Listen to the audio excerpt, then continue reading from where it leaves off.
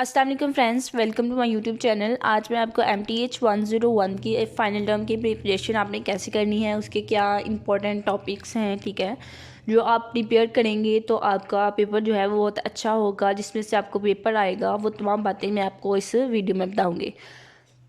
सबसे पहले हम देख लेते हैं, ठीक है, इसमें फाइनल टर्म का जो पेपर है उसके लिए मैं आपको सबसे पहले 2 टिप्स बताना चाहूँगी। 2 टिप्स क्या हैं कि आपने क्या करना है, मैथ टाइप जो है उसकी ज़्यादा से ज़्यादा प्रैक्टिस करनी है। जितना आप मैथ टाइप की प्रैक्टिस करेंगे उतना आपका टाइम जो है पेपर में वो सेव रहेगा, बिकॉज टाइम शॉर्ट होता है, ठीक है। तो अगर आपकी प्रैक्टिस ना होगी मैथ टाइप में, सिंबल्स ढूंढने में आपका बहुत टाइम वेस्ट होगा, इसलिए ज़्यादा से ज़्यादा मैथ टाइप की प्रैक्टिस करें।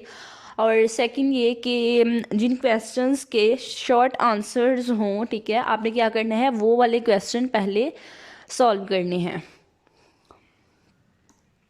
नेक्स्ट क्या है कि हम देख लेते हैं कि इसका ऑब्जेक्टिव पार्ट के लिए आपने क्या करना है कि आपने तमाम डेफिनेशंस, तमाम थ्योरम्स जो आपके सिलेबस में है MTH 101 की, ठीक है, वो आपने तमाम करने हैं। और अगर आपके पास टाइम हो तो आपने क्या करना है, आपने 1-2 पास पेपर भी देख लेना है। पास पेपर, ठीक है, वहाँ से भी आपको आइडिया होगा कि किस तरह के MCQs आपसे पूछे जाएंगे, इसलिए तमाम डेफिनेशंस, थ्योरम्स और अगर कोई टेबल वगैरह बने हैं तो वो टेबल भी आपने करने हैं। टेबल से बहुत से MCQs आते हैं। तो ये हो गया कि आपने ऑब्जेक्टिव की MCQs की तैयारी कैसे करनी है। अब मैं आपको बता देती हूँ सब्जेक्टिव पे बात करने से पहले कि आपका फाइनल टर्म का सिलेबस कितना होगा। सिलेबस आपका लेक्चर 23 से लेक्चर 45 तक, ठीक है। पहले आपके जो मिड टर्म का पेपर हुआ था वो 1 से 22 था, और अब आपका कितना होगा, लेक्चर 23 से लेकर 45 तक। तो अब इसमें क्या होगा कि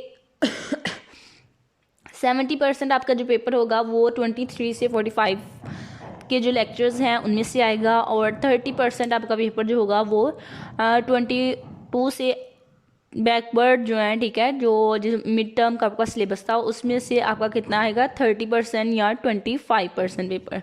तो इसलिए ज़्यादा परसेंटेज 70 या 75 आपका इसी सिलेबस से आएगा जो फाइनल टर्म का है। इसलिए आपने क्या करना है, फाइनल टर्म के सिलेबस की ज़्यादा अच्छे से तैयारी करनी है। और अगर आप मिड टर्म वाले की भी करना चाहते हैं तो उसके भी मैं आपको थोड़े से इंपॉर्टेंट लेक्चर्स जो हैं जिनमें से क्वेश्चन आने के चांसेस हैं वो मैं आपको बता दूंगी, ताकि आप वो भी अटैम्प्ट करें और पेपर जो है वो अच्छे से अटैम्प्ट करके आएँ, ताकि आपका फुल CGPA 4/4 आ सके। तो अब मैं आपको बता देती हूँ कि लेक्चर्स के हवाले से कौन सा लेक्चर मोस्ट इम्पॉर्टेंट है, जिसमें से क्वेश्चंस बार बार रिपीट होते हैं, बार बार पास पेपर्स में आए हुए हैं। अब हम देख लेते हैं सब्जेक्टिव पार्ट। तो उसके लिए आपने क्या करना है, आपने अगर आप तमाम सारी तैयारी करना चाहते हैं, तमाम लेक्चर्स को प्रिपेयर करना चाहते हैं, ठीक है, देन आपने क्या करना है, आपने तमाम एग्जांपल्स जो हैं उनको प्रिपेयर करना है। अगर आप एग्जांपल्स करेंगे तो जो आपके एक्सरसाइजेस की क्वेश्चंस हैं वो खुद ब खुद ऑटोमेटिकली सॉल्व हो जाएंगे, ठीक है, बिकॉज जैसे एग्जांपल में क्वेश्चन है सेम उसी तरह से के एक्सरसाइज में होते हैं। और अगर आप एग्जांपल्स को क्लियर कर लें, उनका कॉन्सेप्ट क्लियर कर लेंगे, तो आप जो क्वेश्चन हैं एक्सरसाइजेज में वो खुद ब खुद सॉल्व कर सकते हैं। अब हम देख लेते हैं कि इम्पॉर्टेंट लेक्चर्स कौन से हैं जिनमें से लेक्चर क्वेश्चंस आने के ज़्यादा चांसेस हैं या क्वेश्चन आएंगे, ठीक है। उसके लिए सबसे पहले हमारे पास है लेक्चर 28 यहाँ से मैं आपको दिखा देती हूँ कौन सा है, ताकि आपको पता चल जाए। लेक्चर 28 लिमिट जो है मोस्ट इम्पॉर्टेंट है। लिमिट ये आपने करना है, और सिग्मा नोटेशन ये भी, ठीक है। तो आपको पता होगा कि जब आपका मिड टर्म का पेपर था तो उसमें आपको ज़्यादा क्वेश्चन या MCQs जो आए थे वो डेरिवेटिव के हवाले से। अब फाइनल टर्म के पेपर में क्या होगा कि आपको मोस्टली पेपर जो होगा वो इंटीग्रेशन के हवाले से आएगा। तो इंटीग्रेशन वाले तमाम लेक्चर्स आपने करने हैं। मैं यहाँ से आपको बता देती हूँ, ठीक है, जो इम्पोर्टेंट यहाँ से ये देखें, लेक्चर 24 ये वाला आपने करना है। ये मेथड जो है ये आपको आना चाहिए, न्यूटन मेथड जो है ये आपको आना चाहिए। हर बच्चे ने ये मेथड ज़रूर करना है, ठीक है। बहुत से बच्चों को ये पेपर में क्वेश्चन आएगा इससे रिलेटेड। उसके बाद क्या है, इंटीग्रेशन लेक्चर 25, ठीक है, ये भी आपने करना है और तमाम स्टूडेंट्स ने करना है। इंटीग्रेशन से रिलेटेड ज़्यादा क्वेश्चन जो होंगे शॉर्ट या लॉन्ग वो आपसे पूछे जाएंगे, और एक लॉन्ग जो होगा वो इंटीग्रेशन के हवाले से ज़रूर आएगा तमाम स्टूडेंट्स को। इसलिए लेक्चर 25 जो है इसको भी आपने अच्छे से प्रिपेयर करना है। Integration by substitution, integration by substitution ये भी आपने करना है कि सब्सटीट्यूशन से आप इंटीग्रेशन कैसे करते हैं।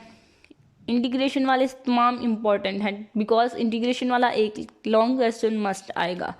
उसके बाद सिग्मा नोटेशन, सिग्मा नोटेशन में कैसे लिखते हैं उसको सिग्मा नोटेशन में लिखे, क्वेश्चन को कैसे सॉल्व करते हैं ये भी इम्पॉर्टेंट है, ये भी आप करिएगा, ठीक है। Area as a limit most important, ये भी आपने करना है। उसके बाद इंटीग्रल, ये देखें इंटीग्रल अगेन आ गया, डिफाइन इंटीग्रल को कैसे, डेफिनाइट इंटीग्रल क्या होती हैं, ठीक है, और उनको कैसे सॉल्व करना है, इसका मेथड आपने ज़रूर देखना है।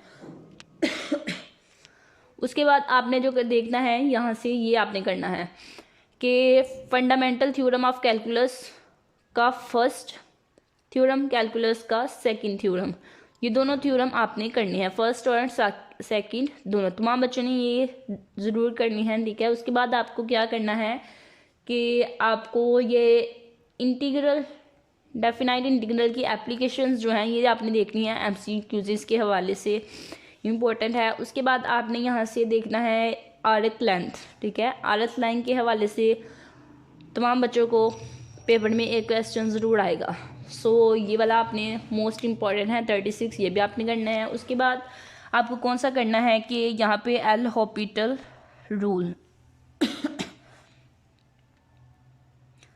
एल हॉपिटल रूल तमाम बच्चों को पता होना चाहिए ये क्या है और इसको कैसे सॉल्व करना है इजी, ठीक है। बस आप एक दफ़ा देख लेंगे तो आपको पता चल जाएगा किस तरह से ये सॉल्व करना है, और अगर ना देखेंगे तो जाहिर है आपको मुश्किल लगेगा, देखने से ही आसान लगेगा।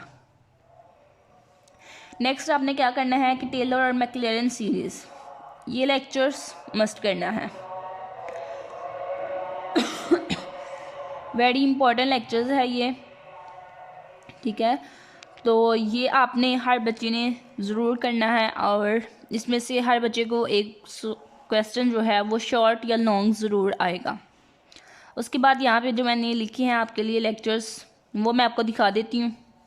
लेक्चर 28 मोस्ट इम्पॉर्टेंट, लेक्चर 29, 30, 32, 35, 36, 37 और 40 to 45 वेरी इम्पॉर्टेंट, ठीक है। तो ये जो 40 वाले हैं, लास्ट 5 लेक्चर्स जो होती हैं वो बहुत इम्पॉर्टेंट होती हैं, वहाँ से जो है पेपर मोस्टली आता है।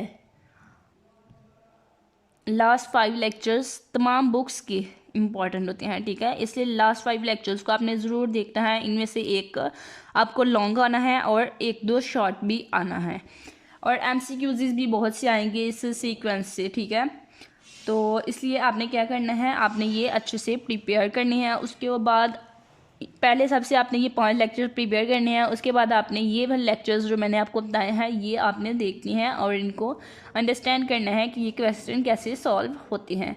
उसके बाद अब मैं आपको दिखा देती हूँ कि ऑब्जेक्टिव में मैंने आपको बताया था कि आपने क्या करना है, आपने डेफिनेशंस करनी है और